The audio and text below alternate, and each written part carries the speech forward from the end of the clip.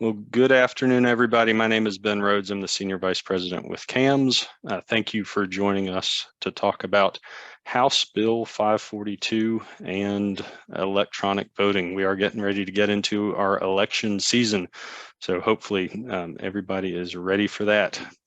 Lots of things to discuss, but as a reminder, we do record these sessions, and we do hope that you will let your other board members know that they are available on the camsmgt.com website under board member resources.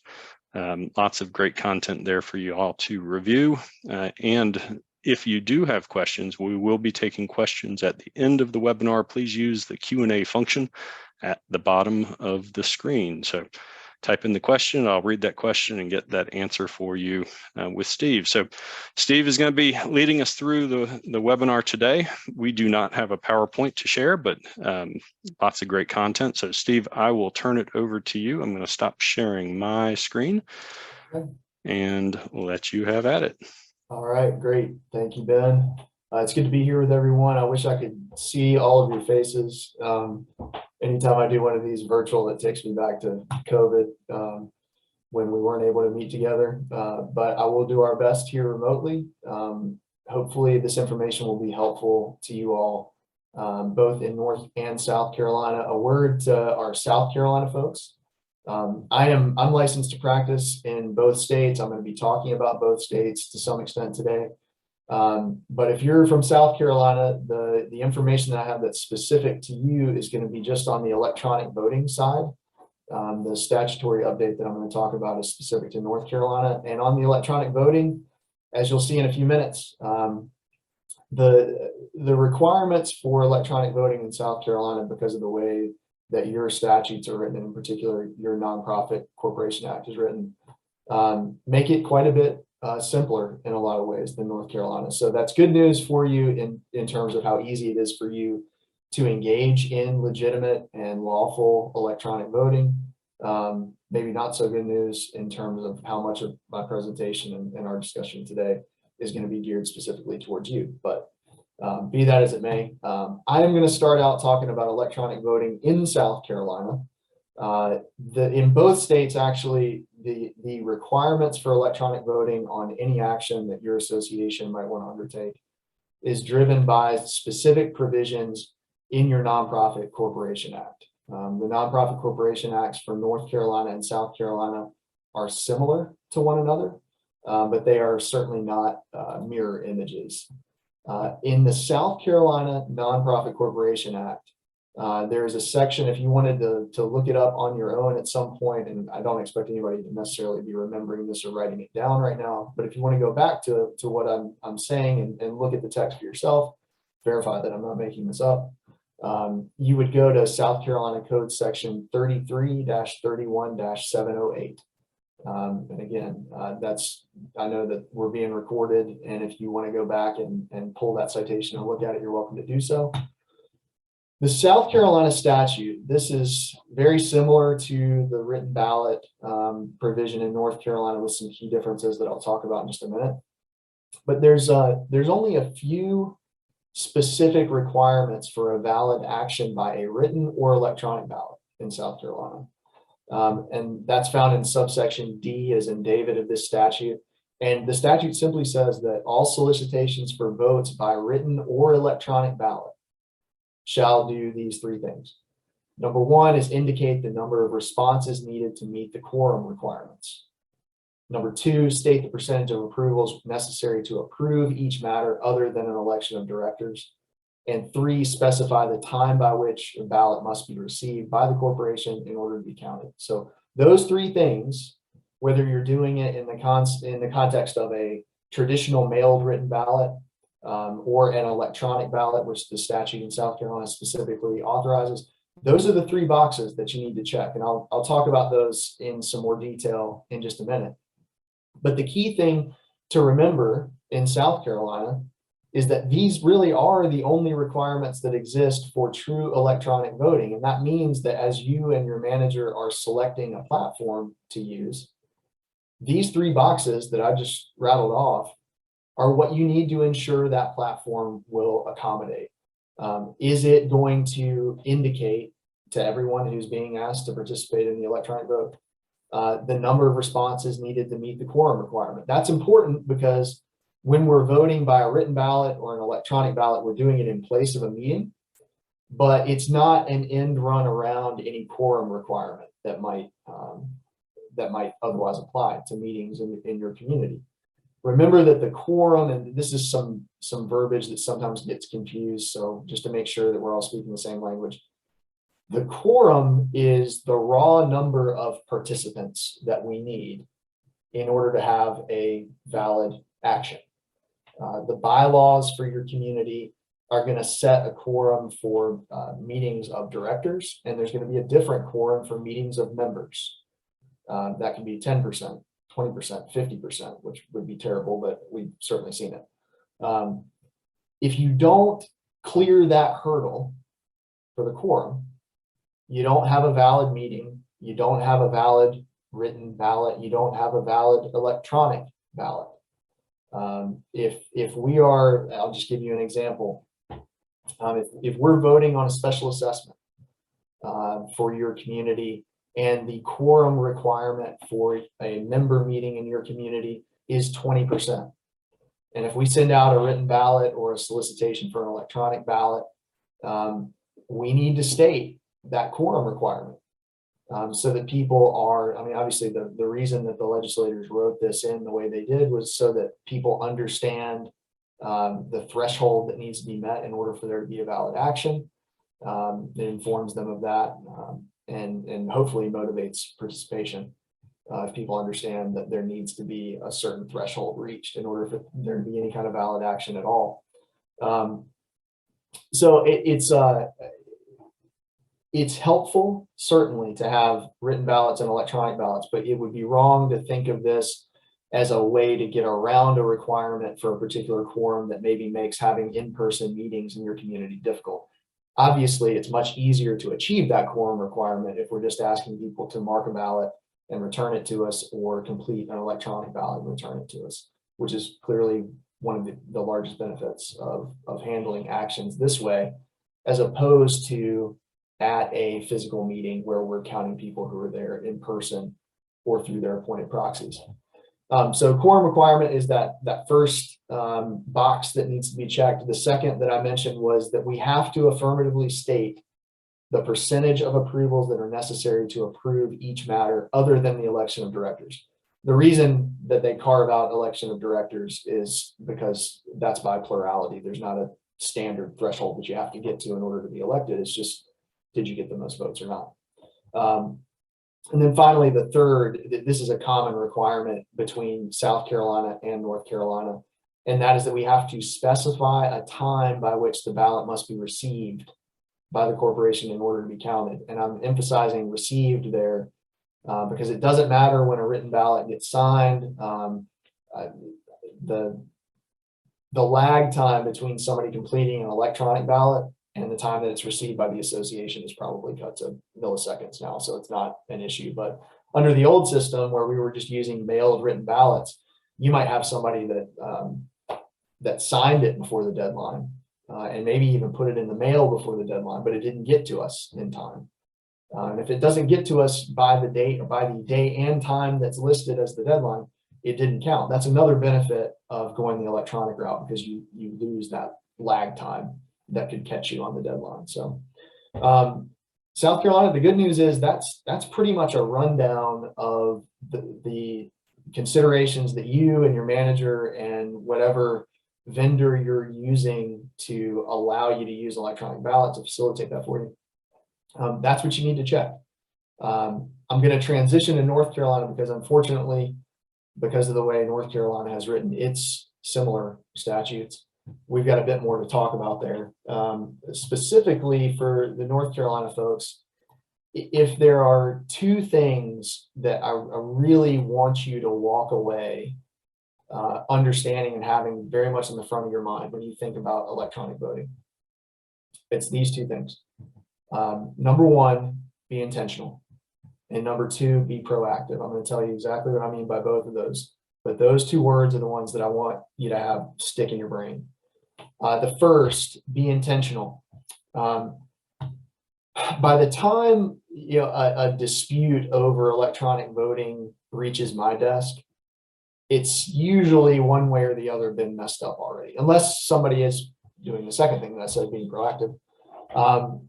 It's fairly common for a manager or a board to come to us and say, we've got this action that we took through the use of a ballot and now electronic voting, and it's being challenged on this or that basis. I'm going to tell you the one question that your board and your manager together need to answer up front to cut off 90% or more of the problems that clients run into when it comes to electronic voting or it comes to actions by ballot. That one question is, are we taking this action, whatever it is, an amendment, special assessment, even a board election? Are we taking this action at a meeting, or it's an or, it can't be and, it cannot be a blending of these two things. Are we at a meeting, or are we taking the action apart from a meeting? If we're taking the action at a meeting, that's straightforward. That's as traditional as it gets. That's an in-person meeting, perhaps with remote participation, which is now authorized in both states, where you can actually join a meeting if certain requirements are met, like we're doing today. It used to be that only boards in both states were able to meet like this remotely, either on a conference call or a Zoom conference or some other platform like that. Now in both states, it's an option for members to do so.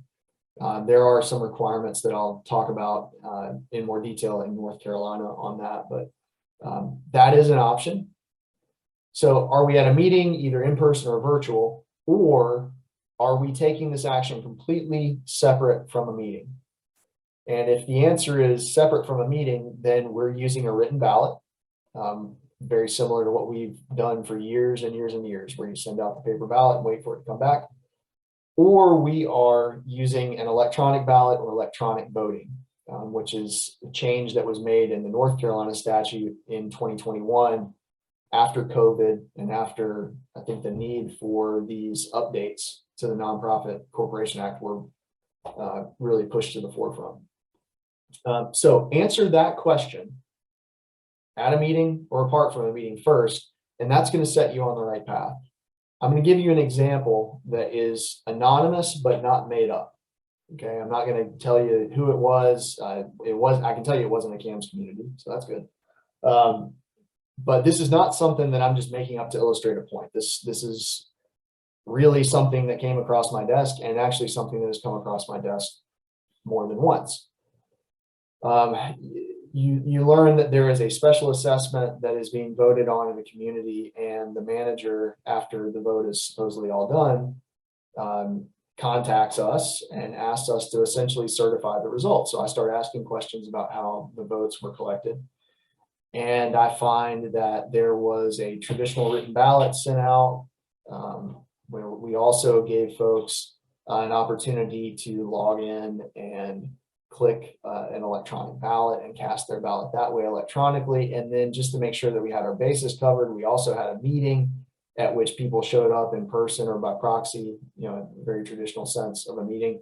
And we held an additional vote there, and then we just added all those up to get the approval that we needed. And the problem with that is that it blends two processes that under the statute are completely separate from one another. You cannot lawfully take a vote at a meeting and add it to ballots that are collected separately, whether electronic or otherwise. So in that situation where that's what was done, that client got some very rough news from us that the special assessment that they thought they had passed had not in fact passed, because the process that they used was completely inconsistent with law. So that's a tough day for them. Doesn't have to be a tough day for you if you will remember to ask and answer that first question. Are we doing this at a meeting or apart from a meeting?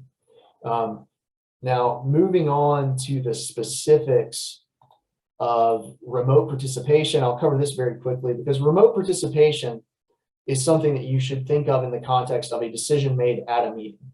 Okay, we are participating remotely in a meeting. So that's in the question that I asked up front. We're in the first option. We're taking this action at a meeting, and remote participation is available under the North Carolina Nonprofit Act if two boxes are checked. First one's pretty logical. We have to be able to verify that each person who's participating in that meeting remotely is in fact a member. That's something that you should discuss specifically with your management team. And again, whatever vendor you choose to use or product you choose to use to conduct a remote meeting, to make sure that we can actually verify that. That can be tricky. It can be done. It's far easier, I will tell you, the smaller the community is.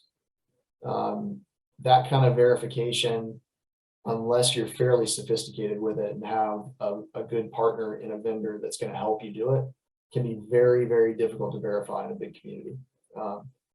But it's a logical requirement. We want to make sure that the folks who are logging in and presuming to participate in this meeting are only the folks that are supposed to. The second point that the statute very specifically makes about remote participation in meetings is a little bit probably more bothersome and annoying. If we were all gathered together, I would be asking you all, what was the best part of being able to have remote participation in meetings during COVID? Not getting everybody, gathered at the community center or the church or wherever it was. What was the best part of having a Zoom meeting?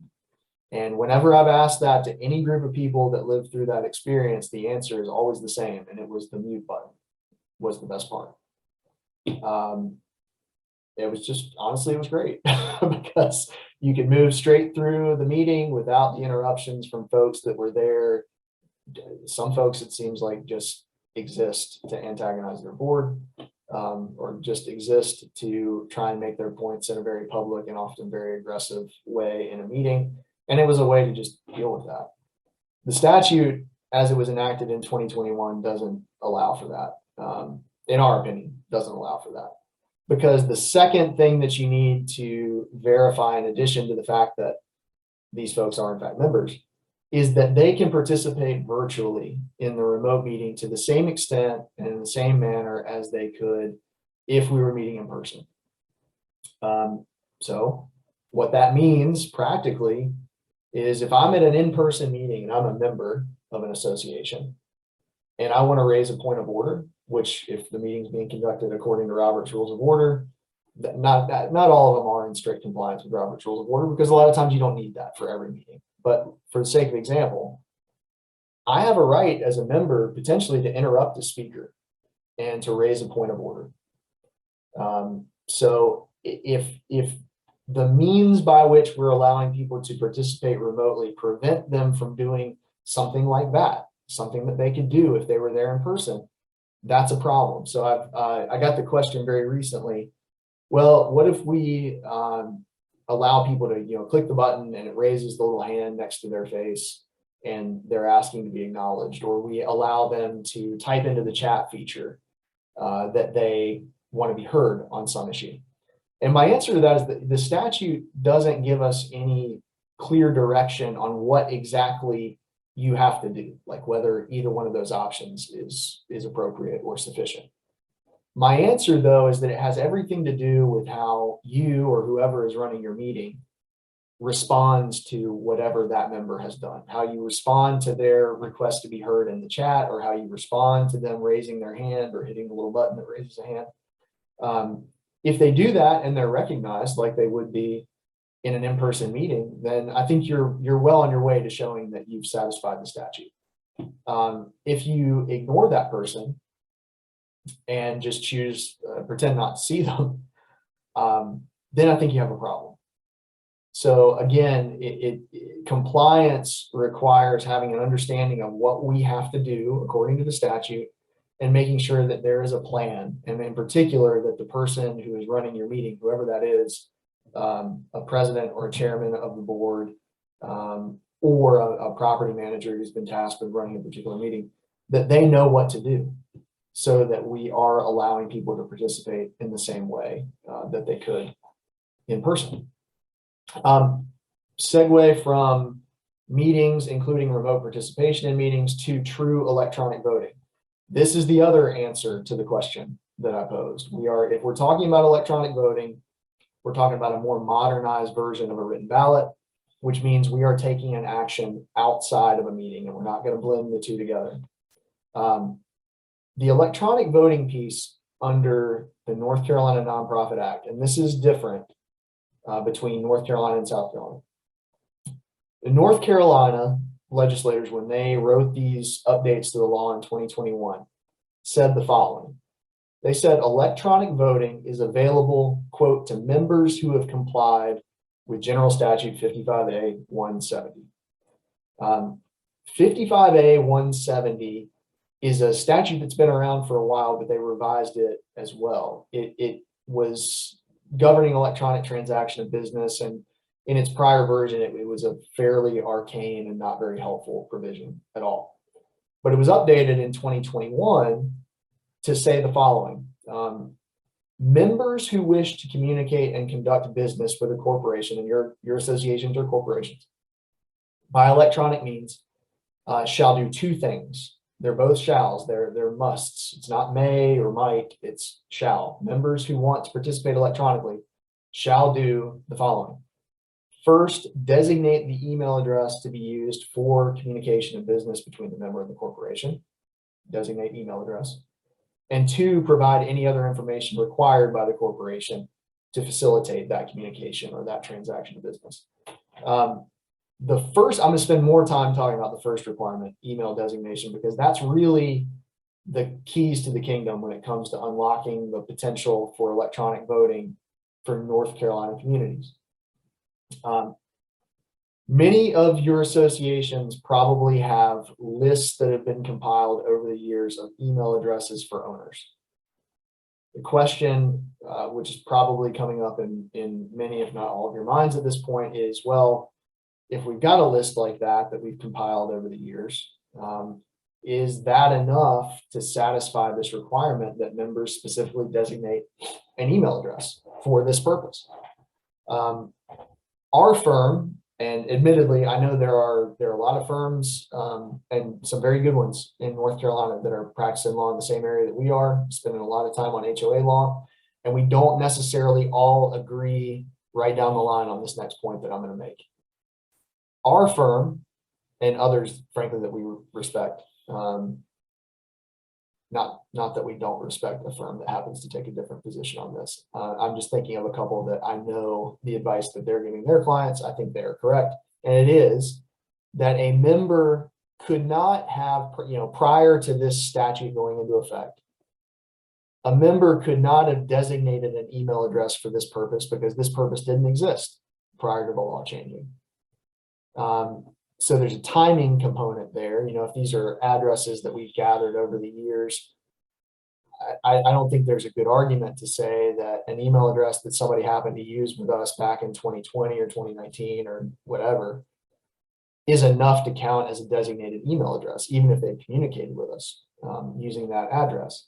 So there's the timing piece. And then in addition to that, let's say even for somebody who gave us their email address one way or the other in 2022, after this law was in effect, it has everything to do with what we said. If we solicited that email from them, did we say, we're asking you, if you wish to designate an email address or provide us with an email address for the purpose of conducting official association business, including the receipt of notices, electronic voting, etc.? Did we go into that kind of detail? Or did the member on their end, as they gave us that email address, give us some language or indication that they were providing this to us for a specific purpose, to conduct official association business? So it comes down to some of those details about what was asked for, or how or what was said along with the email being provided. Practically speaking, rather than try and parse through all that, what we're encouraging our clients to do is the second part of what I mentioned at the very beginning of my North Carolina portion. I talked about being intentional, and that was making a decision at a meeting or not in a meeting. And being proactive was the second part, and that's where this comes into play.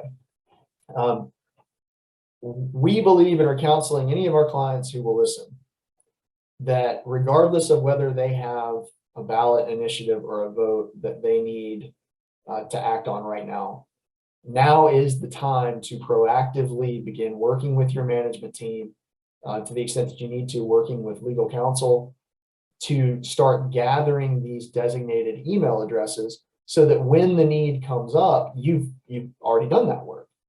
The time to start gathering designated email addresses is not when you need to take a vote. It's already too late at that point. You won't get it in any sort of timely manner. So be proactive now, especially if you don't have something that you need to vote on right now. This is the time to do it because the pressure's off.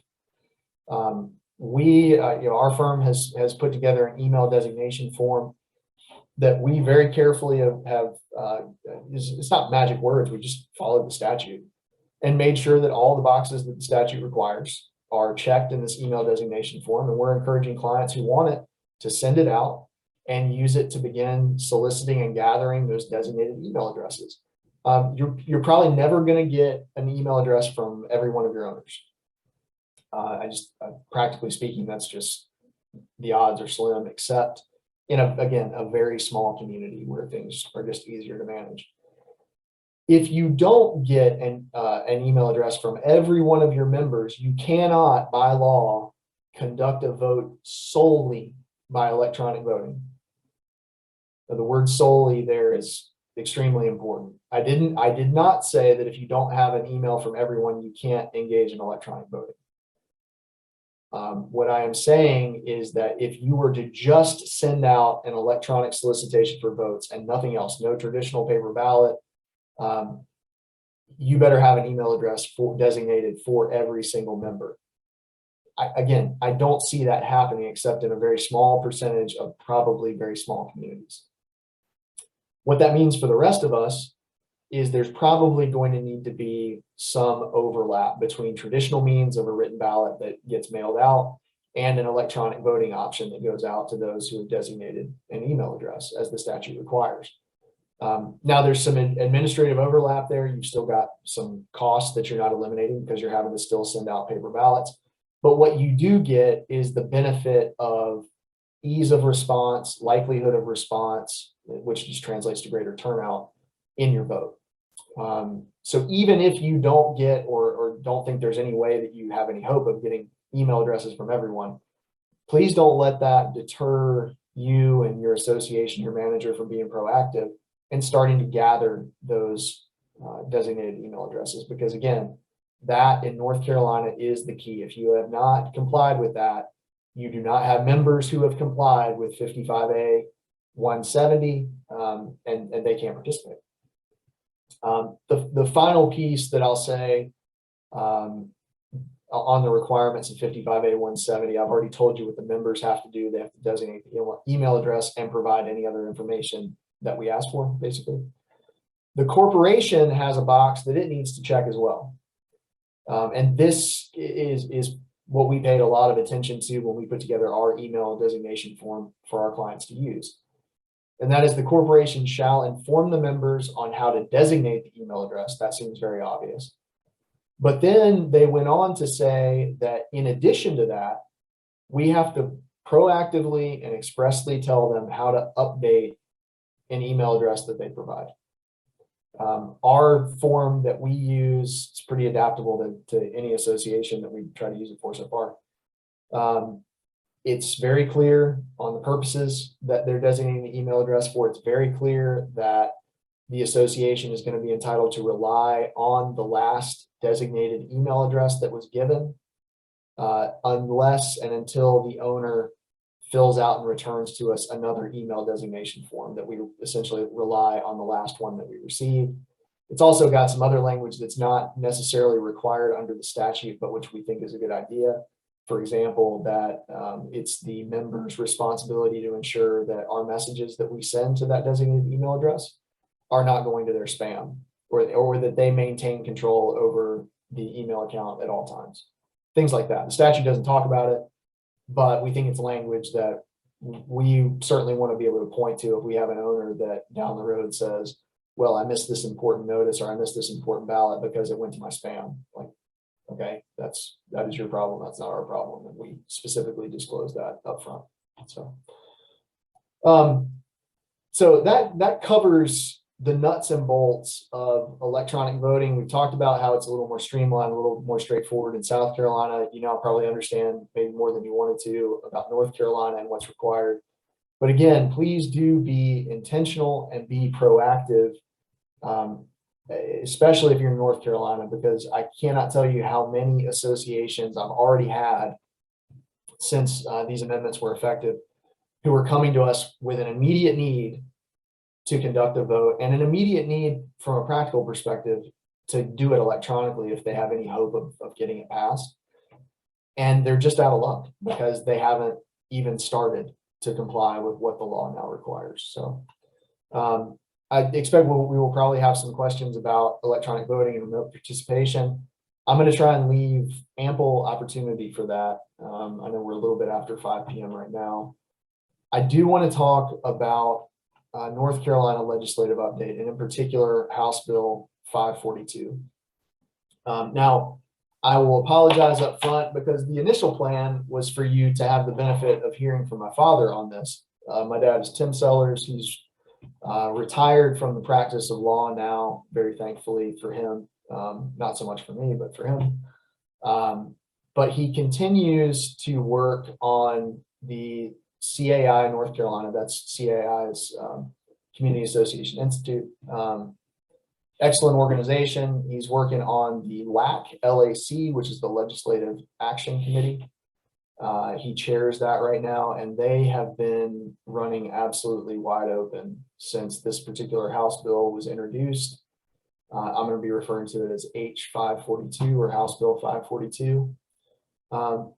What you need to know, a couple of things you need to know. Number one is the LAC, Tim, I'm giving kudos to my dad, but there's a lot of people who are involved in the LAC, both on the management side, attorneys. There is board member representation on the LAC as well. The LAC works with lobbyists who are doing what they can to influence legislation that could be, as is the case with House Bill 542, extremely detrimental to HOAs. I mean, this bill, there's very little good news to find in this bill. I will tell you right now, it is not in final form. It has gone through many iterations over the last many weeks and months. The reason that House Bill 542 is even an issue is based on what amounts to a lie. As I understand it, and to my knowledge, this has been verified, the primary motivation for this bill was in the form of an anecdotal story that a lawmaker heard about an unfair foreclosure action where one of their constituents was saying that they were foreclosed upon or nearly foreclosed upon without any notice.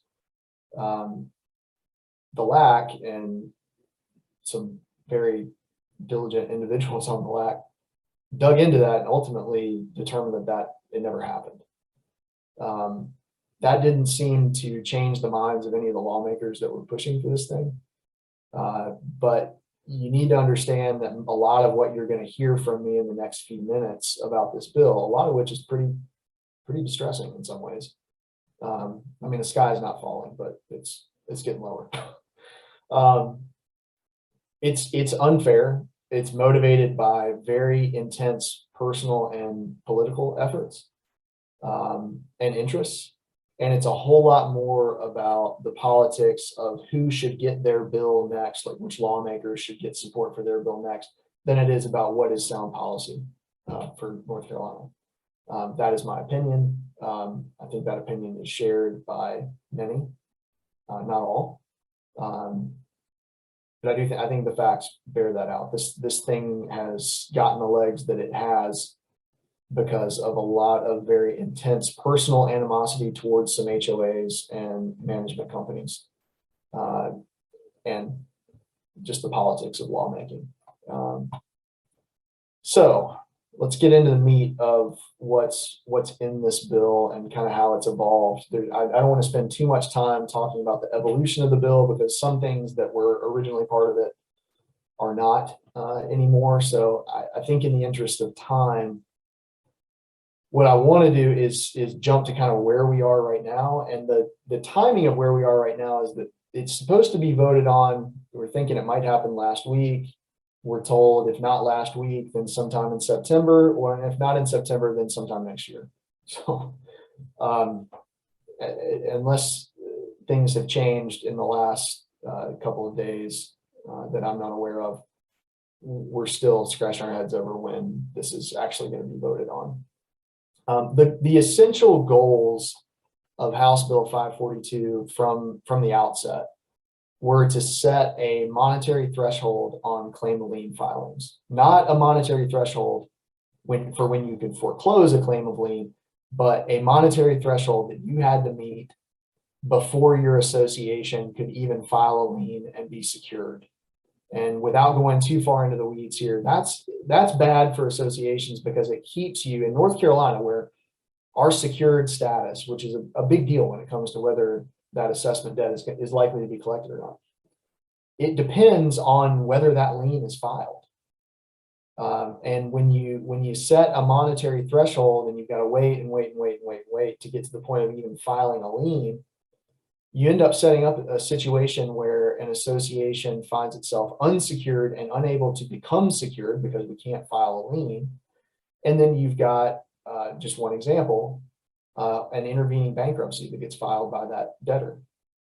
If that debtor files bankruptcy, and this is part of my personal practice at our firm, if that debtor files bankruptcy and we don't have a lien yet, we're an unsecured creditor in that debtor's bankruptcy, and we're probably going to get paid 1 penny on the dollar, versus being secured and having a pretty good chance, if the debtor's bankruptcy is successful, at getting paid in full or very nearly in full. So it's a huge detriment to the association. The second aspect of the bill, as it was originally thought of, was to require notice of delinquent assessments by email and phone. And if that information was not available, you were supposed to use the closing attorney's contact to try and reach the person, which is just completely outlandish, honestly, from a practical perspective. As the bill began to evolve, it morphed, and there were legislators that were trying to tack on additional provisions. Some of those I'll go through here for some context. Some of them were to limit management contract terms and renewals. It was to require disclosure of management contracts on request, prohibit parking regulations on public streets. That's an open question in North Carolina, whether an association can restrict parking on public streets. People have different opinions on that. I think lawyers have a different opinion on that, but the fact that we're trying to get into this bill, I think, indicates that the position that our firm has taken over the years, that you can, in fact, impose certain parking restrictions on public streets, was correct, because they're trying to prohibit that by law. Restrict charges to owners in connection with closings. This was a big one. They wanted to eliminate power of sale foreclosures for assessments, which is crazy. I mean, that would completely cut us off at the knees, cut your association off at the knees, because there would be no efficient way to pursue assessments that were unpaid. It would essentially cut off the lifeblood for a lot of associations, because I think people would very naturally decide that, well, there's not really anything that can be done about it. So that was part of it. They wanted to specifically restrict the recovery of costs for records production and photocopying, or of records production, which is now broader than the actual cost of the copies. Some of you may have had to walk through that with a lawyer already when you get a records request from an owner. The bill was to limit that just to the cost of copying. So none of the administrative costs of gathering, compiling that information could be recovered. They were going to place severe limits on fines and essentially limit attorney's fee recovery for the association to 15% of the fines amount. And this is a huge aspect of it, which endures even in the most recent form of the bill. They wanted to require all fines that were collected by the association to be forfeited into a state fund. So let that sink in. That's kind of what the bill looked like going into the July 4th holiday. It changed somewhat after that through frankly, a lot of diligence on the part of the LAC and the lobbyists that work with the LAC. where we are right now in the current form of the bill, which may or may not change, power of sale foreclosure for assessments has been restored, so that's good. I talked to you about some of the notice requirements with closing attorney contact and so forth. Current version of the bill, assuming that this information is still accurate, and I have every reason to believe that it is as of this moment at least, would require email notice only if the owner designates, and that email designation is actually tied to the 55A 170 statute that we just spent a lot of time talking about. Telephone notice and closing attorney contact were eliminated. The threshold for that I talked about for filing a claim of lien is now in the form of 180-day delinquency required before you foreclose. So there would not be a threshold in place to actually get that secured status by filing a lien, but there would be a requirement of 180-day delinquency before you foreclose that lien. So that's not great, but it's a heck of a lot better than it was in its original concept. And then there were some provisions on the management contract side of the bill that were improved to allow auto renewals of some management contracts on certain conditions and so forth. So that's some of the good. It's as close to good as we're going to be able to get in this current form of the statute. The bad that is still in the bill right now, fines would still be forfeited to the state. I mean, clearly that's in there so that it serves as a deterrent to an association going through the hassle of notice, hearing, actually levying the fines, et cetera. Legislators clearly think that if the association isn't going to get any of that money, they won't pursue it.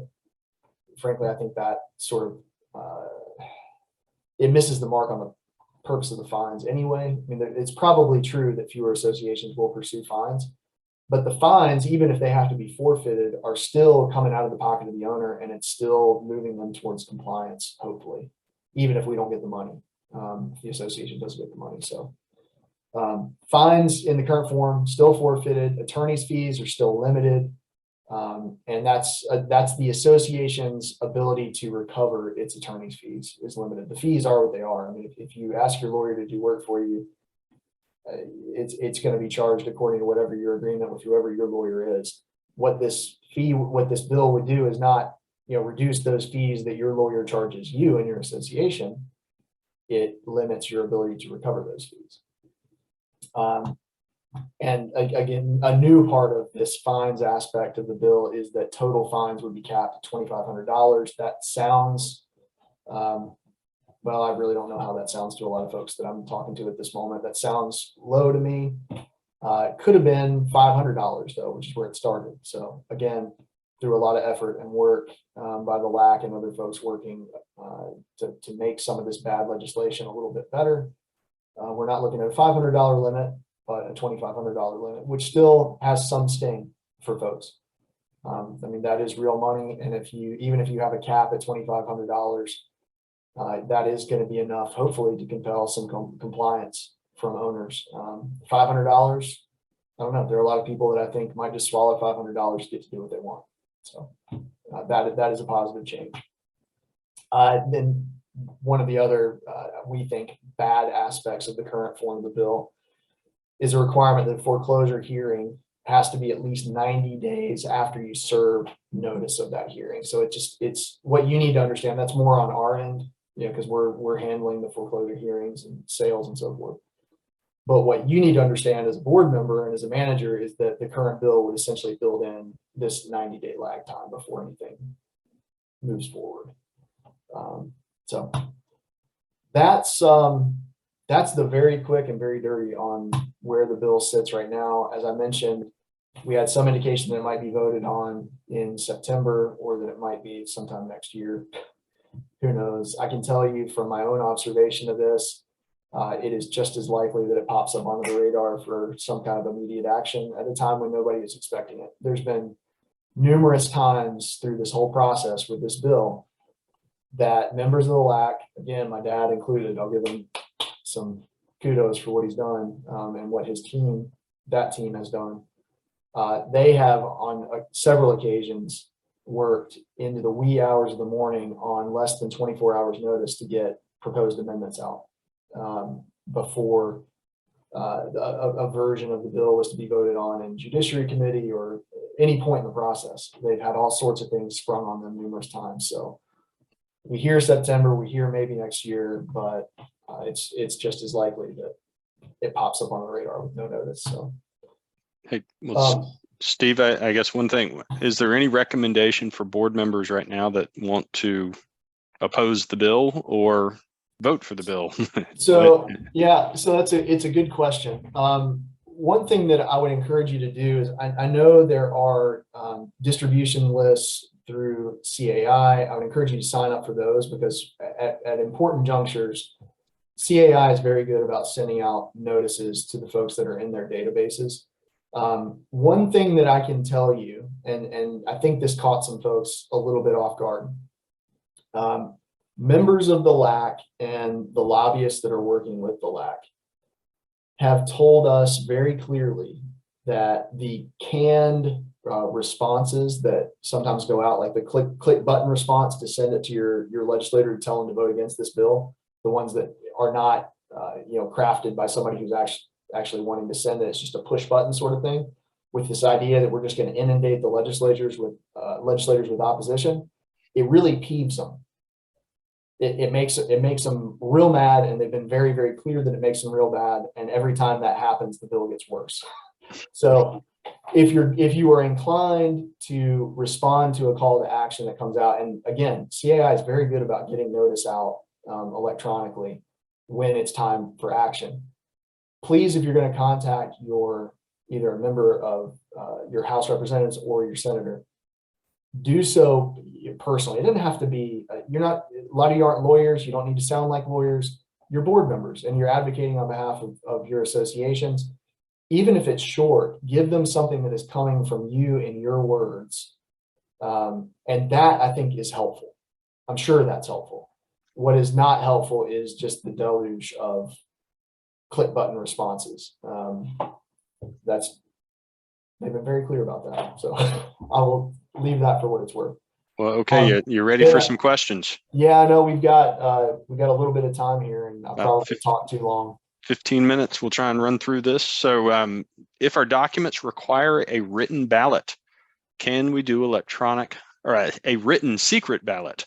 Can we do electronic voting without changing the governing documents? Okay, good question. And any of these answers that I'm giving you, obviously I'm giving them based on what you're telling me. It's not legal advice that you can go and act on and say you got a legal opinion on it. Hopefully it would guide communications with and discussions amongst your board and with your manager and with your attorney, whoever your attorney is for your association.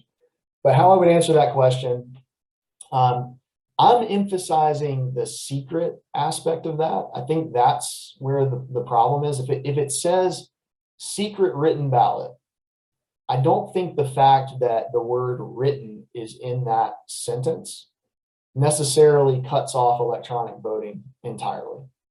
I think where that provision might need to be modified is if there's no real way to accomplish a secret ballot using an electronic means. I mean, at some point, how do you define secret? I mean, there's going to be some electronic record somewhere of the person that cast a particular vote electronically.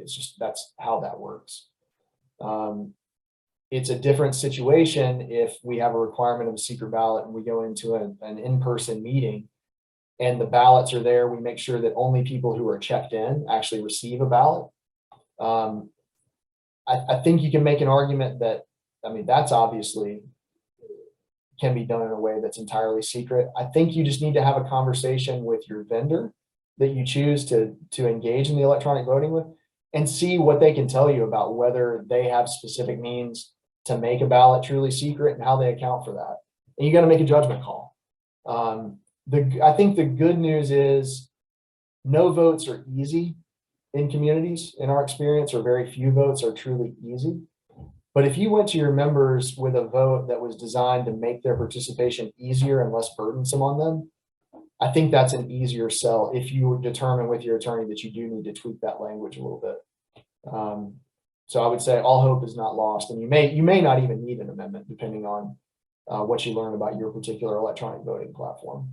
Excellent. I'll say we CAMS have a relationship with Election Buddy, and so if you are interested in using electronic voting, we can certainly help you with that. Have y'all crossed that? I'm going to ask you a question. Have y'all crossed the secret ballot bridge with Election Buddy yet?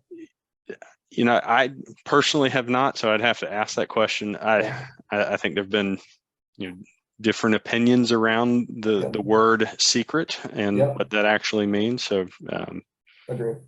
But so, is there a difference in North Carolina definitions of an electronic ballot versus electronic voting? For practical purposes, I do not think there is. Before the changes in the law, we tried to sort of piggyback some electronic options for our clients by formatting emails and such that looked exactly like the written ballot that went out via paper. You know, I think after the changes that we talked about today, an electronic ballot, electronic voting, it's the same thing for all intents and purposes. So I'm going to paraphrase the next questions because there are a few of them that involve proxies. Didn't mention proxies as part of electronic voting. Do you want to clarify? Yeah, I will do it. I will make it as clear as I can make it.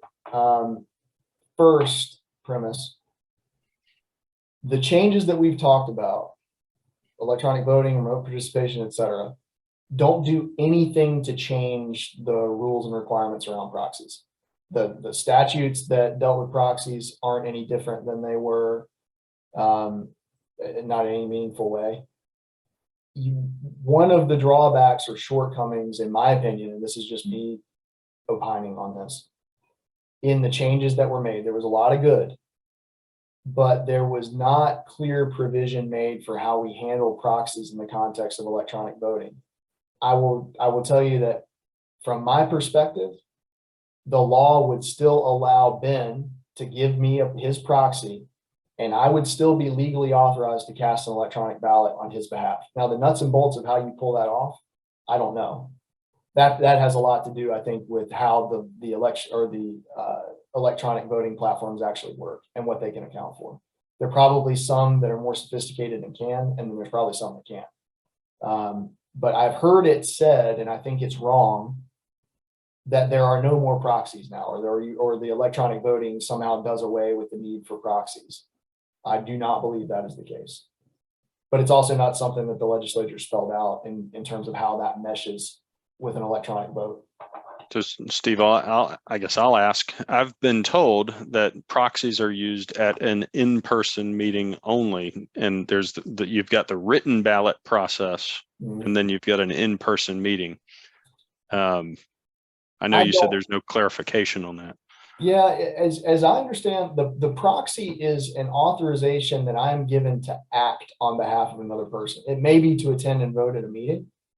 I think it could be to fill out an electronic or written ballot for them as well. I think it depends on how the proxy is written.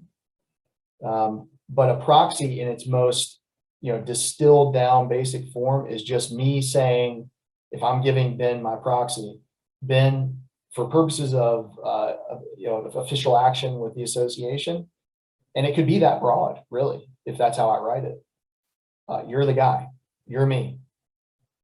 So it depends in large part on what the nature of the proxy is that's actually given. It could be extremely broad and go beyond attendance at a meeting.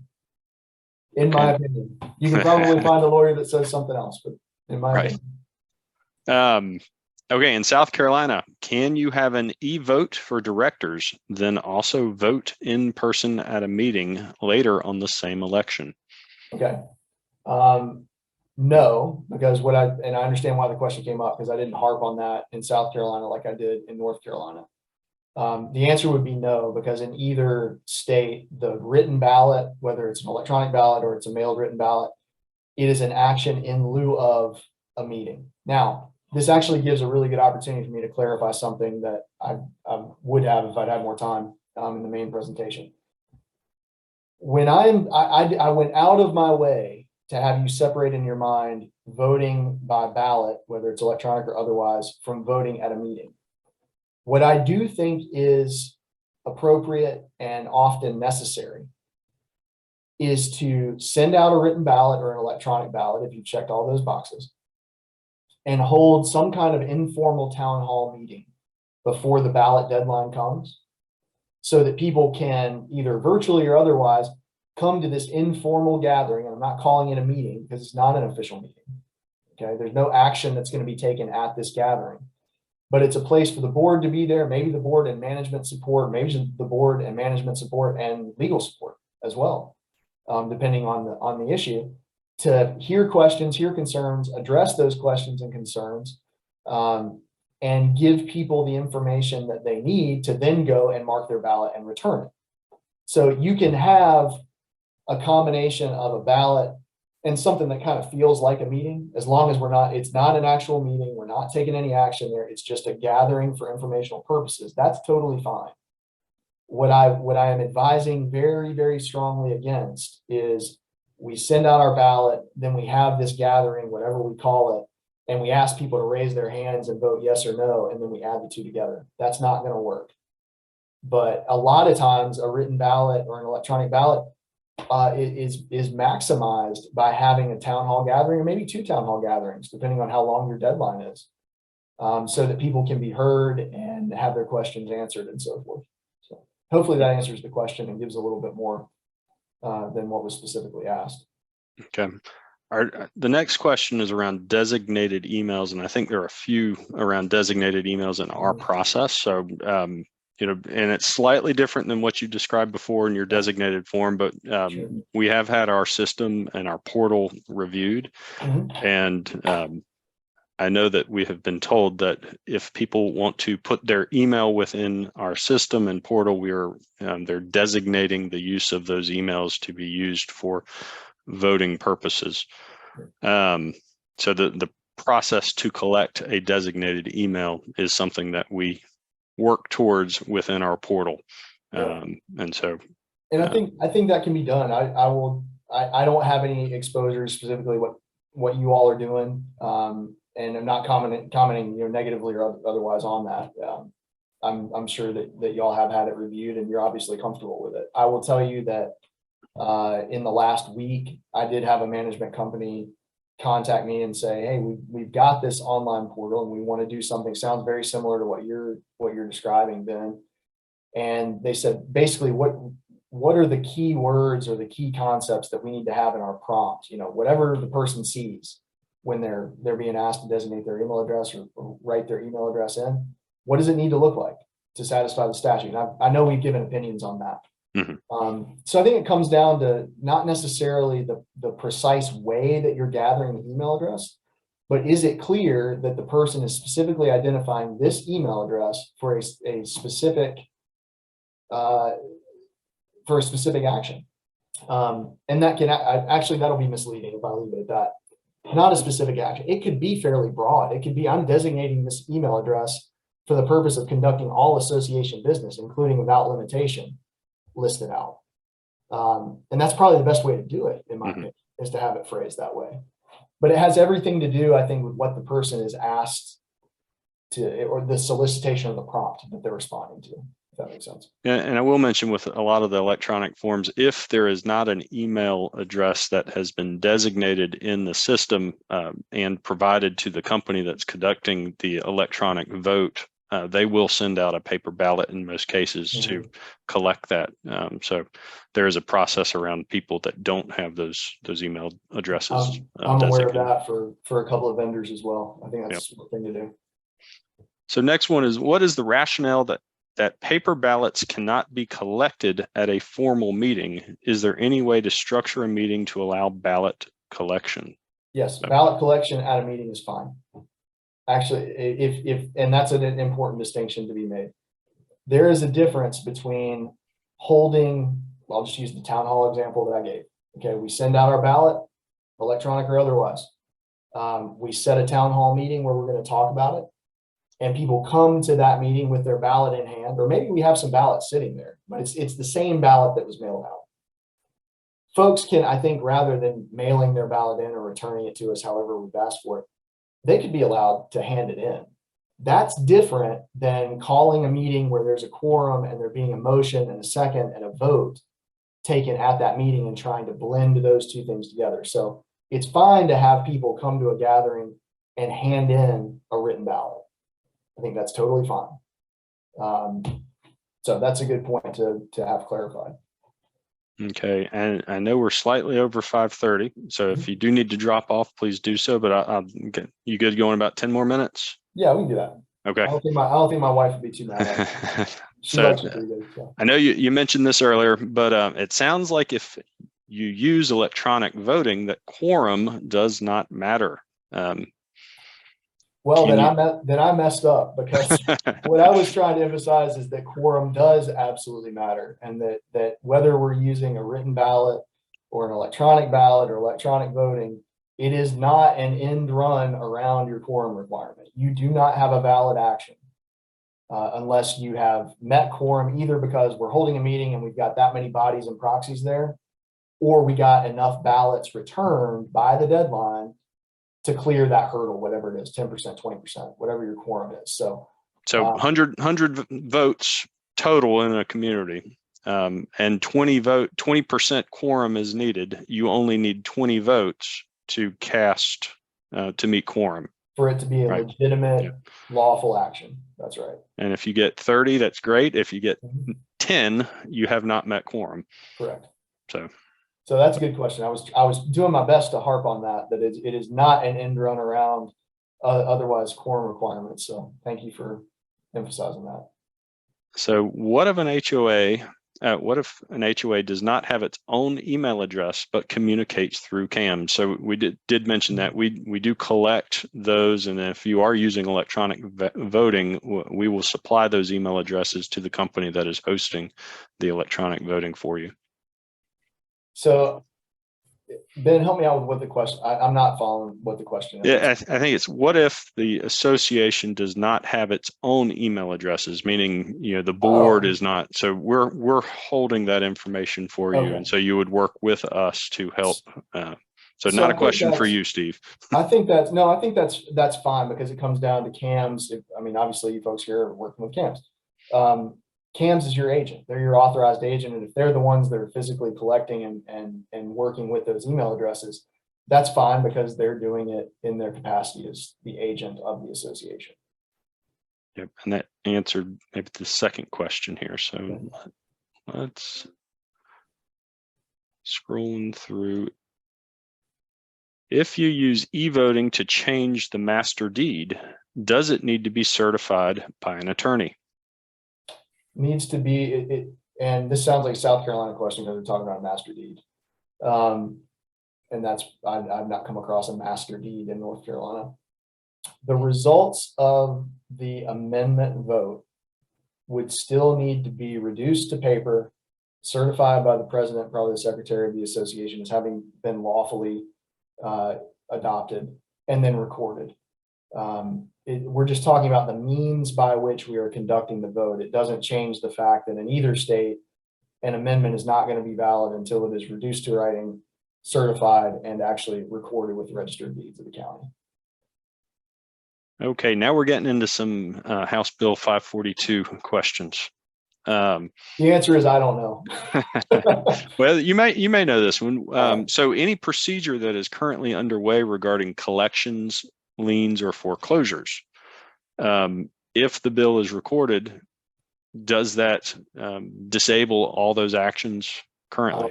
I don't know if that aspect would be retroactive or not. I don't know. We'll have to see what ultimately gets voted on. Wonderful. Now I know there are generally two dates that bills are recorded, isn't it? Sometime in October and sometime in January. Isn't that generally? Yes. Generally, yes. Okay. Again, this thing has taken so many different forms. I know, Ben, you've been tracking it like we have. It's taken so many forms. I hesitate, particularly on something that's going to be recorded, to say, yes, this is the way it is or the way it's going to be, because sure enough, I'll be wrong tomorrow when they change it. But it's going to depend on how the legislators write that final language that gets voted on and ultimately signed into law by the governor. It seems likely that while we don't know all the details of exactly what that's going to look like, there's going to be some change here. And we got to understand, and I'll stand on my soapbox for just 1 second. I talked about that bill being motivated by some untruths and some very unfair perceptions of HOAs. There is some truth to it, and everybody who's on this call should understand that in your position as a board member, you have a role in kind of carrying the torch and setting the tone for what HOAs are like in the state, because the view of HOAs that's just out there among the masses isn't a pretty picture. And we all, practitioners on the legal side, the management side, and on boards, have a responsibility to be trying to do it as well as we possibly can, and in a way that is fair and consistent with law.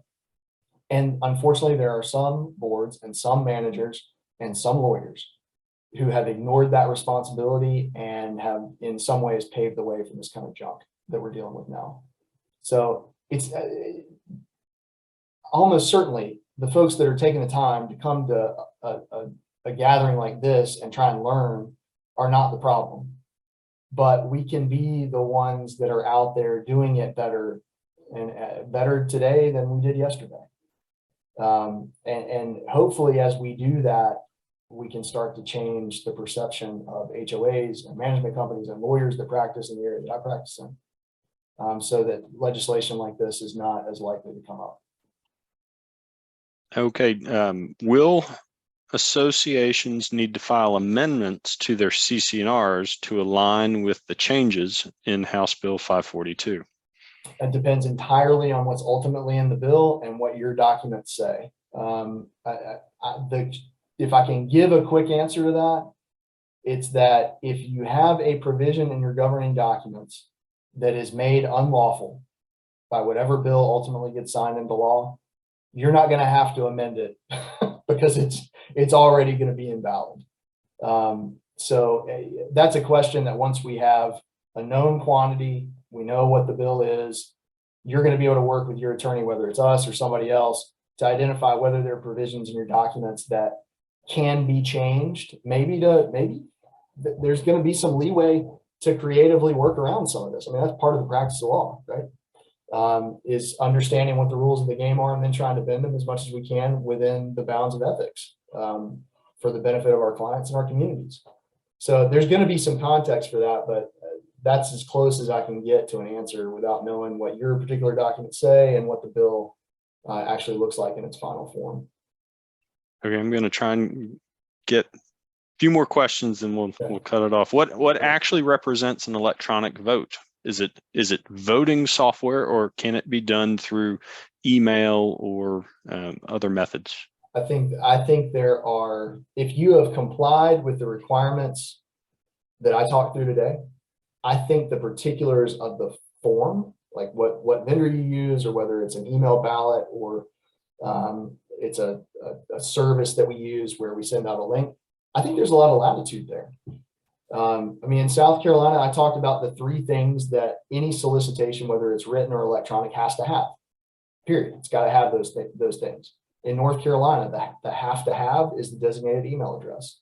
That's the key. The good news about these statutes in both states is they don't really drill down into the minutia of how you implement it. It sets the ground rules, and we can operate within those. And it's like anything. In the free market, there are going to be any number of vendors that continue to improve their software to make it more convenient for the end user, hopefully while still operating within the bounds of the particular states that they're operating in. That's one of the challenges I know from some vendors that I've worked with that have worked outside of North Carolina for a long time. There's sometimes some growing pains as they try to understand how to adapt their processes to comply with what North Carolina requires. But the nitty gritty and minutia of it, we've got a lot of room to play there, I think, as long as we stay in the right sandbox. Yeah.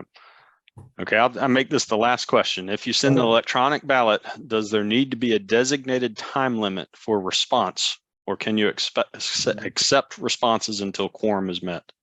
There has to be a deadline. That's amazing. That requirement is unchanged. So, well, very good.